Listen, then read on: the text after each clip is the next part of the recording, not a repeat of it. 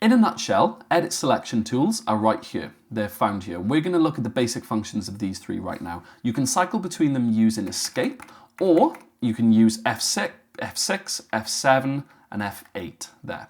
So we're going to cycle back there. Right, so the first one is a trim.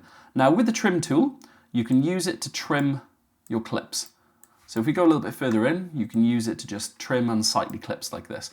I personally love using it for dialogue editing, but yes, you can use that, but you can't expand a clip further than what's the size that it already is.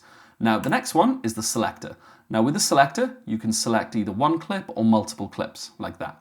And if you press delete, it goes like that. Now, the next one is the grabber.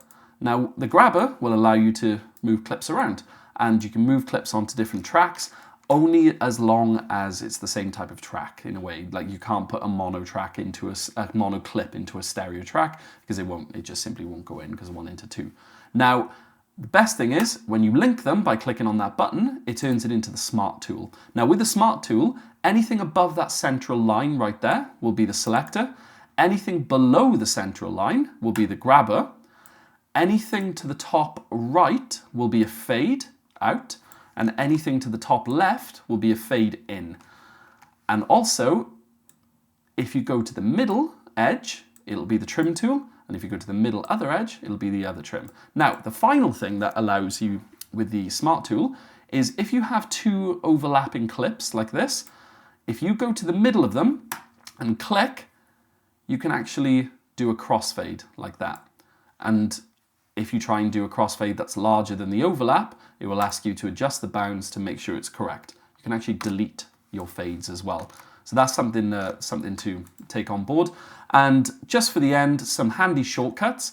You've got to make sure the AZ button is on, but if you press the letter A for alpha, like that, it'll cut everything to the left. If you press S for Sierra, it'll cut everything to the right.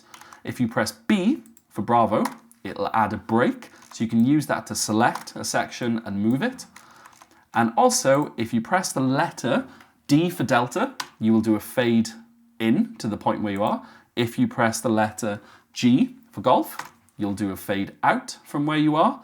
And if you have two clips overlapping like this, and you select an area, and you press the letter F for Freddy, or Foxtrot, if you adjust the bound, there we go, it'll actually do the crossfade there.